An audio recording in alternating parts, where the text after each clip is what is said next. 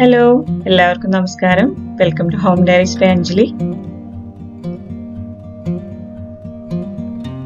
ഇന്ന് നമ്മൾ പോകുന്നത് ഇംഗ്ലണ്ടിലെ ഒരു ചെറിയ ടൗൺ കാണാനാണ്. ഈ ടൗൺ വളരെ പ്രസിദ്ധമായിട്ടുള്ള ഒരു ടൗൺ ആണ്. ഒരു വിശ്വപ്രസിദ്ധ സാഹിത്യകാരൻ ജനിച്ച് കളിച്ചു വളർന്ന ഒരു സ്ഥലമാണ്.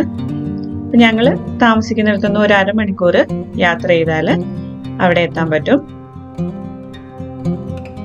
എല്ലാവരും വീഡിയോയുടെ അവസാനം വരെ കാണുക, അവിടെയാണ് സർപ്രൈസ്. ഞങ്ങൾ കാർ പാർക്കിൽ കാറൊക്കെ പാർക്ക് ചെയ്ത് ആ ടൗണിലേക്ക് പോകാനായിട്ട് തുടങ്ങുവാണ്. അപ്പോൾ കാർ പാർക്കിന്റെ അടുത്ത് തന്നെ ഒരു ബോട്ട് യാർഡ് ഉണ്ട്. അവിടെ ആൾക്കാർ താമസിക്കുന്ന ബോട്ടുകളും അല്ലാതെയുള്ള ബോട്ടിങ്ങിനുള്ള ബോട്ടുകളും അവിടെ നിർത്തിയിട്ടിട്ടുണ്ട്. ചെറിയ ബോട്ടുകളാണെങ്കിൽ അവർ ഉള്ളത് കൊണ്ട് ഓണം പോലെ എന്ന് പറഞ്ഞ പോലെ അത്യാവശ്യം പൂക്കളൊക്കെ കൊണ്ട് അലങ്കരിക്കുകയും ചെറിയ ചെറിയ കിളികളുടെ രൂപമൊക്കെ വെച്ചിരിക്കുന്ന കാണാമായിരുന്നു. അതുപോലെ അവർ വളരെ മനോഹരമായിട്ട് തന്നെയാണ് അവരുടെ ബോട്ട് സൂക്ഷിക്കുന്നത്.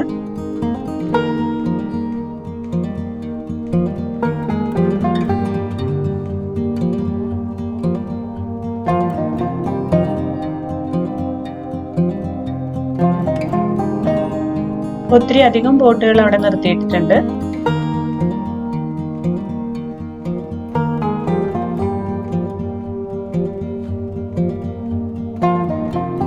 ആ ബോട്ടുകളുടെ അടുത്ത് തന്നെ അവർക്ക് വേണ്ടിയിട്ടുള്ള ഫെസിലിറ്റീസ് ഒക്കെ ഉണ്ട്. ടോയ്ലറ്റ് ഫെസിലിറ്റീസും അതുപോലെയുള്ള എല്ലാ സൗകര്യങ്ങളും ആ ബോട്ട് യാർഡിന് ചുറ്റും തന്നെ ഉണ്ട്. അവിടെ ഒരു ഉപയോഗിച്ച് കഴിഞ്ഞ ബോട്ടാന്ന് തോന്നുന്നു. അവിടെ വെച്ചിട്ട് അവര് പ്ലാന്റ്സ് ഒക്കെ കൊണ്ട് അലങ്കരിച്ചു വെച്ചിട്ടുണ്ട്. നല്ല ഭംഗിയായിരുന്നു അത് കാണാൻ. അതിലൊരു ലൈറ്റും ഒക്കെ കൊടുത്തിട്ടുണ്ട്. അപ്പം രാത്രിയിൽ ലൈറ്റിംഗ് ഉണ്ടായിരിക്കും. അപ്പൊ ലിയോയും ഉണ്ടായിരുന്നു ഞങ്ങളുടെ കൂടെ. ഞങ്ങൾ പോകുന്ന സ്ഥലത്ത് ഡോഗ്സ് അലൗഡ് ആയിരുന്നു. അപ്പൊ ഞങ്ങൾ അത് വെബ്സൈറ്റിലൊക്കെ നോക്കി ചെക്ക് ചെയ്തിട്ടാണ് പോയത്. അപ്പൊ അവന് ഹാപ്പിയായി. അവൻ ഞങ്ങളുടെ കൂടെ എവിടെ വരാനും ഹാപ്പിയാണ്.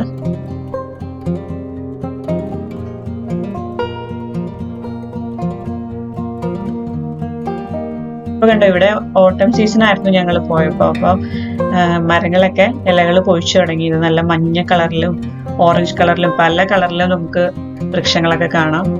ഇലകളൊക്കെ പൊഴിച്ചു തുടങ്ങിയവയുണ്ട്. ചിലത് ഇല മുഴുവൻ പൊഴിച്ചു കഴിഞ്ഞു. വിന്റർ ടൈം ആയതുകൊണ്ട് അതിനു വേണ്ടിയിട്ട് തയ്യാറെടുക്കുവാണ് അവര്.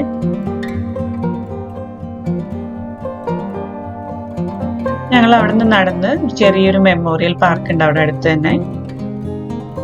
അവിടെയൊക്കെ നല്ലതായിട്ട് ലാൻഡ്സ്കേപ്പ് ചെയ്തിട്ടുണ്ട്. ഗാർഡനും ഒക്കെയാണ്. ഇപ്പൊ ഫ്ലവേഴ്സ് ഒന്നും ഇല്ല.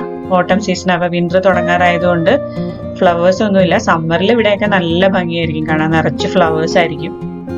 അപ്പൊ അവിടെ അടുത്ത് തന്നെ റിവർ ഏവൺ ഉണ്ട്. റിവർ ഏവണിന് ചുറ്റിനുമായിട്ടാണ് ഈ മെമ്മോറിയൽ പാർക്കും. അതുപോലെ ഒത്തിരി അധികം കാര്യങ്ങളുണ്ട്. അവിടെ പോയി കാണാൻ പറ്റിയ കാര്യങ്ങൾ അവിടെ ഉണ്ട്. ഈ മെമ്മോറിയൽ പാർക്കിന്റെ ഏറ്റവും മുകളിലിരിക്കുന്ന ആളെ കണ്ടാൽ അറിയാം ഇത് ഏത് സ്ഥലമാണെന്ന്. അതിപ്പോ നിങ്ങൾക്ക് മനസ്സിലായി കാണൂല, ഞാൻ ദൂരെ നിന്നാണ് എടുത്തിരിക്കുന്നത്. ഒത്തിരി അധികം ടൂറിസ്റ്റുകൾ വരുന്ന സ്ഥലമാണിത്. അതിനനുസരിച്ച് അവർ വളരെ ഭംഗിയായിട്ടും വൃത്തിയായിട്ടുമാണ് അവിടെ സൂക്ഷിച്ചിരിക്കുന്നത്. ഇതൊരു ടൂറിസ്റ്റ് പ്ലേസ് ആയത് കാരണം അവിടെ ഉള്ള ബോട്ടുകളിലൊക്കെ ബോട്ട് കഫേസും ബോട്ട് റെസ്റ്റോറൻറ്റ്സ് ഒക്കെയാണ്. പിന്നെ റിവറിൽ കൂടെ ബോട്ടിങ്ങിനും നമുക്ക് പോവാം.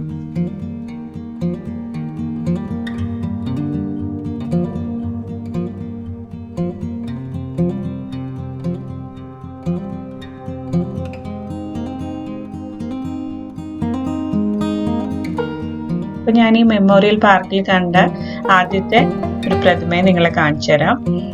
അപ്പൊ അത് ഹാംലെറ്റിന്റെ പ്രതിമയാണ്. ഹാംലെറ്റ് എന്ന് കേട്ടപ്പോൾ തന്നെ നിങ്ങൾക്ക് ഏകദേശം മനസ്സിലായി കാണും ഇത് ആരുടെ സ്ഥലമാണെന്ന്. നമ്മുടെ വിശ്വപ്രസിദ്ധ സാഹിത്യകാരൻ വില്യം ഷേക്സ്പിയറിന്റെ ജന്മസ്ഥലമാണിത്. സ്ട്രാറ്റ്ഫോർഡ്-അപ്പോൺ-ഏവൺ എന്നാണ് ഈ സ്ഥലത്തിന്റെ പേര്. ആ ഷേക്സ്പിയറിന്റെ പ്രതിമയ്ക്ക് ചുറ്റിനുമാണ് ഈ ക്യാരക്ടേഴ്സും അതുപോലെ അദ്ദേഹത്തിന്റെ കൃതികളെ പറ്റിയൊക്കെ ചെറിയ എഴുതി വെച്ചിരിക്കുന്നതും ഒക്കെ ഉള്ളത്. ഇതാണ് ലേഡി മാക്ബത്ത് ആണത്. ഇതൊന്നും എനിക്ക് ശരിക്കൊന്നും ഓർമ്മയൊന്നും ഇല്ല കേട്ടോ. ലേഡി മാക്ബത്തിനെ പറ്റി ഹാംലെറ്റിനെ പറ്റിയൊന്നും ഞാൻ ശരിക്കും എനിക്ക് പഠിച്ച ഓർമ്മയൊന്നും ഇല്ല. അതൊക്കെ അപ്പോഴേ മറന്നു പഠിച്ചു വിട്ടിട്ട്. ഇംഗ്ലീഷ് ലിറ്ററേച്ചറൊക്കെ ഇച്ചിരി പാടുള്ള കുട്ടികളായിരുന്നു. അപ്പൊ അതുകൊണ്ട് കൂടുതലൊന്നും പഠിക്കാൻ മുതിർന്നിട്ടില്ല. ഇത് ഫോൾസ്റ്റാഫ് എന്ന് പറഞ്ഞിട്ട് എഴുതിയിട്ടുണ്ട്. അത് ഏത് കൃതിയിലാണെന്ന് എനിക്കറിയില്ല. ആരെങ്കിലും ഓർക്കുന്നുണ്ടെങ്കിൽ കമന്റ് സെക്ഷനിൽ പറയാ.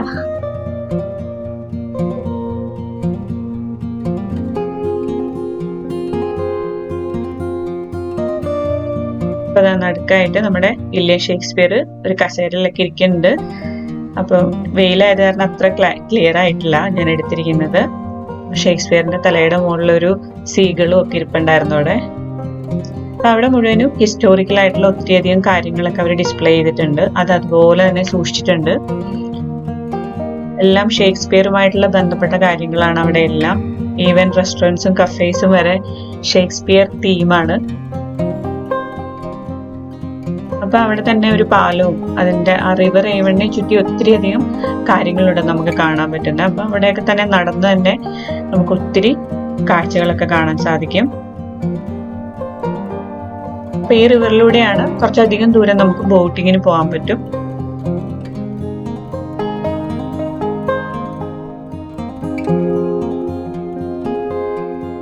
ലിയോ അവിടെ താറാവിനെയും അരയന്നങ്ങളെയൊക്കെ കണ്ടിട്ട് ആകപ്പാടെ ബഹളം വെച്ചിരിക്കുകയാണ്. ഒത്തിരി അധികം അരയന്നങ്ങളും താറാവുകളും ഉണ്ട് അവിടെ. അപ്പൊ ഈ വെള്ളത്തിന്റെ കളർ ഇങ്ങനെയാണ് കേട്ടോ. ഇവിടെയുള്ള മിക്ക റിവറിലും ഈ കളറാണ് വെള്ളത്തിന്. ഈ അരയന്നങ്ങൾക്കൊന്നും ഒരു പേടിയില്ല കേട്ടോ. അവര് നമ്മുടെ അടുത്തേക്ക് എപ്പോഴും വരും. നമ്മൾ എന്തെങ്കിലും കൊടുക്കാനാണ്, ഫുഡ് കൊടുക്കാനാന്ന് വിചാരിച്ചിട്ട് നമ്മുടെ അടുത്തേക്ക് വരും അവര്.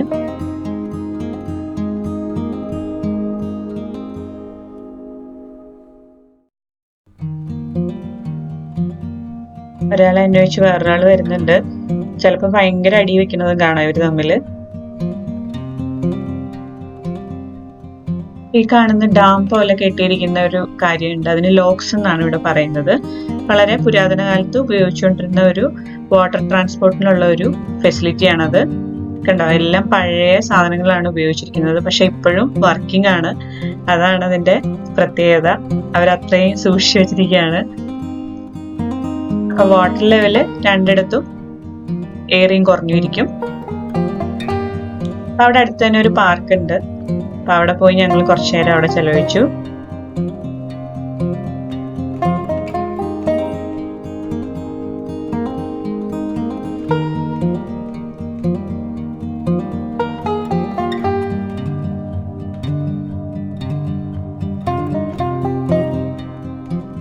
ഈ സ്ട്രാറ്റ്ഫോർഡ്-അപ്പോൺ-ഏവൺ ഒരു മിഡീവൽ മാർക്കറ്റ് ടൗൺ ആണ്.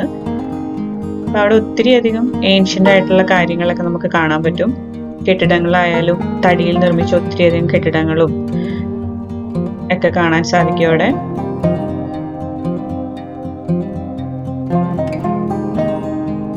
ഇവിടുന്നാണ് ബോട്ടിങ്ങിനുള്ള ബോട്ടുകളൊക്കെ സ്റ്റാർട്ട് ചെയ്യുന്നത്. അവിടെ നമുക്ക് വേണമെങ്കിൽ ഐസ്ക്രീമോ കോൾഡ് ഡ്രിങ്ക്സോ ഹോട്ട് ഡ്രിങ്ക്സ് ഒക്കെ വാങ്ങിച്ചുകൊണ്ട് നമുക്ക് ബോട്ടിൽ കയറി ആ റിവർ ഏവണിൽ കൂടെ ഒരു നല്ല യാത്ര നടത്താം.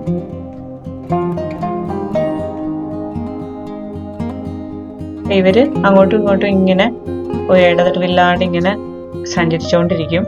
അത് തന്നെ നല്ലൊരു കാഴ്ചയാണ്.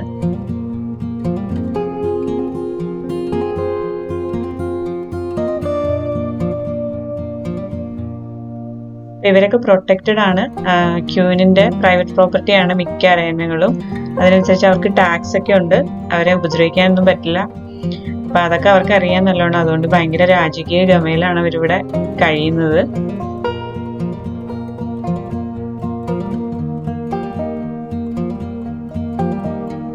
ഇപ്പൊ എല്ലാരും കൂടെ അവിടെ കൂടിയിരിക്കുന്നത് എന്താന്ന് വെച്ചാൽ അവിടെയുള്ള ആൾക്കാരൊക്കെ അവർക്ക് ഫുഡ് കൊടുക്കുന്നുണ്ട്. അതുകൊണ്ടാണ് എല്ലാരും അങ്ങോട്ട് വരുന്നത്.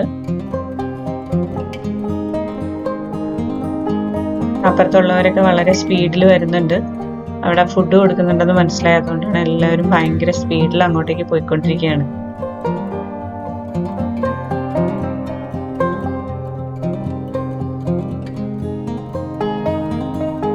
ഈ പാർക്കിന്റെ അപ്പുറത്തുള്ള ഷോപ്സിലൊക്കെ ഇവർക്ക് വേണ്ടിയിട്ടുള്ള ഫുഡ് വാങ്ങിക്കാൻ കിട്ടും. അപ്പൊ അത് വാങ്ങിച്ചുകൊണ്ട് വന്ന് ഇവിടെ അവർക്ക് കൊടുക്കും. അപ്പൊ പ്രാവുകളും പലതരം താറാവുകളുണ്ട്, പിന്നെ അരയന്നകളും.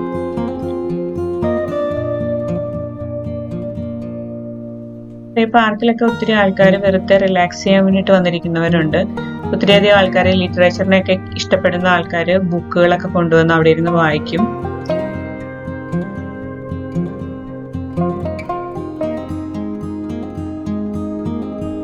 ആ കാണുന്നതാണ് റോയൽ ഷേക്സ്പിയർ തിയേറ്റർ. അവിടെ ഷേക്സ്പിയറുടെ ഡ്രാമാസും അതുപോലെ തന്നെ കൃതികളെ പറ്റിയുള്ള വിവരണങ്ങളും എല്ലാ തരത്തിലുള്ള ഒരു മ്യൂസിയം പോലെയാണ് ശരിക്കും. അങ്ങനെയുണ്ട്. ഇത് മേപ്പിൾ ട്രീ ആണ്. അവര് ഗ്രീൻ കളറൊക്കെ മാറ്റി ഇപ്പൊ റെഡ് കളർ കൂടാതെ ഓറഞ്ച് കളറിലും യെല്ലോ കളറിലും ഒക്കെ ഉണ്ട്. നല്ല ഭംഗിയാണ് മേപ്പിൾ ട്രീ കാണാനായിട്ട്. മേപ്പിൾ ലീവ്സ് ഒക്കെ കാണാൻ നല്ല രസമാണ്. ഇപ്പൊ ഓട്ടം സീസൺ ആയതുകൊണ്ട് എല്ലാവരും പല കളറിലാണ് വൃക്ഷങ്ങൾ നിൽക്കുന്നത്.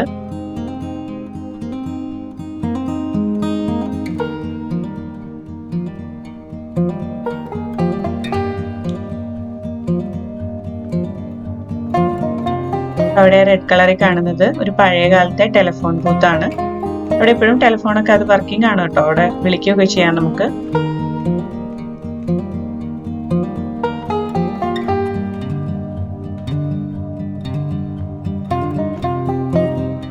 ഈ സ്ട്രാറ്റ്ഫോർഡ്-അപ്പോൺ-ഏവണിൽ മിക്കതും ഈ ടൂറിസ്റ്റുകളെ ഉദ്ദേശിച്ചിട്ടുള്ള കടകളും അതുപോലത്തെ ഷോപ്പുകളും ഒക്കെയാണ് ഉള്ളത്.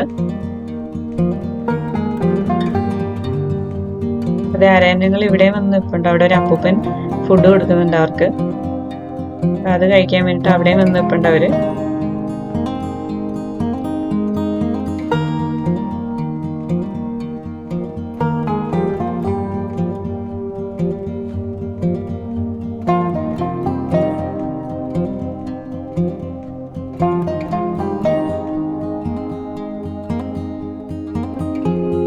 അവർക്ക് കുറച്ച് ഫുഡൊക്കെ നമ്മളും കൊടുത്തു.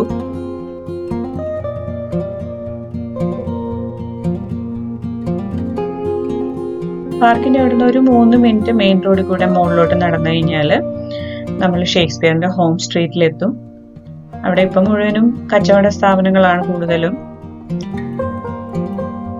ബാങ്കുകളും വലിയ വലിയ ബ്രാൻഡുകളുടെ സ്ഥാപനങ്ങളും ഒക്കെയാണ് കൂടുതലും കാണുന്നത്.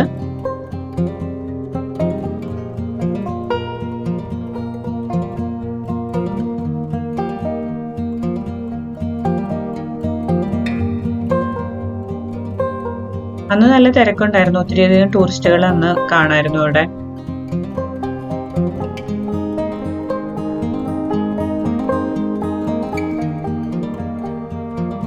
ഇതാണ് ഹെൻലി സ്ട്രീറ്റ്. ഇവിടെയാണ് ഷേക്സ്പിയറിന്റെ വീടുള്ള സ്ട്രീറ്റ് ആണിത്. അപ്പൊ ഇവിടെ നിന്ന് അങ്ങോട്ട് കാർസ് ഒന്നും അലൗഡ് അല്ല. വെറുതെ നമുക്ക് ഈസി ആയിട്ട് നടക്കാൻ പറ്റും അന്നേരം.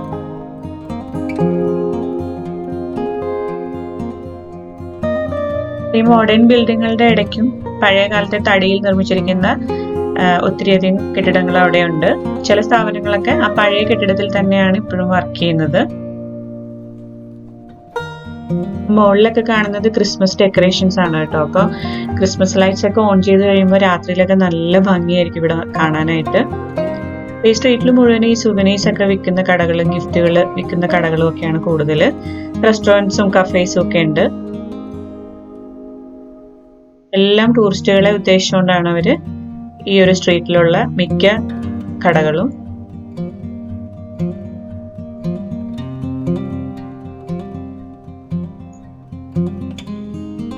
ഇടയ്ക്ക് സ്ട്രീറ്റ് പെർഫോമൻസും ഉണ്ട്.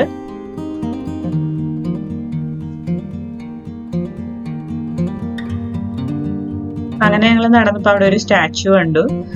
അത് ജീവനുള്ളൊരു മനുഷ്യനാണ് കേട്ടോ. അങ്ങനെ അനങ്ങാതെ അവിടെ നിൽക്കുകയാണ്. ഇപ്പം ഇൻഫർമേഷൻസ് എല്ലായിടത്തും ഇങ്ങനെ എഴുതി വെച്ചിട്ടുണ്ട്. ഷേക്സ്പിയറിനെ പറ്റിയുള്ള കുറേ കാര്യങ്ങൾ നമുക്ക് അവിടെ കാണാനുണ്ട്. അപ്പൊ അതിന്റെ എല്ലാം ഇൻഫർമേഷൻ അവിടെ കിട്ടും. നമുക്കിപ്പോ കാണാം ഒരു പുരാതന ശൈലിയിൽ നിർമ്മിച്ചിട്ടുള്ള ഒരു വീട് കാണാം. കൂടുതലും തടിയിൽ നിർമ്മിച്ചിട്ടുള്ള ഒരു വീട്. ഇവിടെയാണ് വില്യം ഷേക്സ്പിയർ ജനിച്ച് കളിച്ചു വളർന്ന സ്ഥലമാണ്. അച്ഛനും അമ്മയ്ക്കും സഹോദരങ്ങൾക്കും ഒപ്പം ജീവിച്ചിരുന്ന ഷേക്സ്പിയറിന്റെ സ്വന്തം വീടാണ്. 16ാം സെഞ്ചുറിയിൽ പണി കഴിപ്പിച്ച ഒരു വീടാണ്.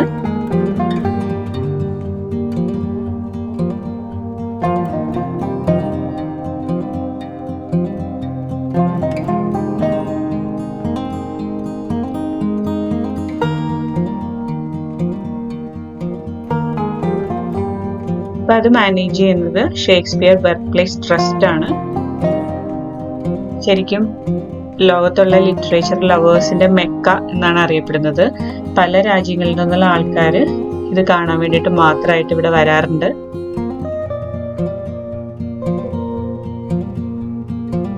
എല്ലാം പഴയ രീതിയിൽ തന്നെ അവര് വളരെ സൂക്ഷിച്ചു വെച്ചിരിക്കുകയാണ്. അപ്പം മുമ്പിൽ കൂടെ നമുക്ക് പ്രവേശനമില്ല, ബാക്കിൽ കൂടെയാണ് ടൂറിസ്റ്റുകളെയൊക്കെ അകത്ത് പ്രവേശിപ്പിക്കുന്നത്. അപ്പൊ വീടിനകത്തുള്ള കാര്യങ്ങളൊക്കെ നമുക്കിനി അടുത്ത വീഡിയോയിൽ വിശദമായിട്ട് ഞാൻ കാണിച്ചു തരാം. അപ്പൊ എല്ലാവരും അടുത്ത വീഡിയോയും തീർച്ചയായിട്ടും കാണണം.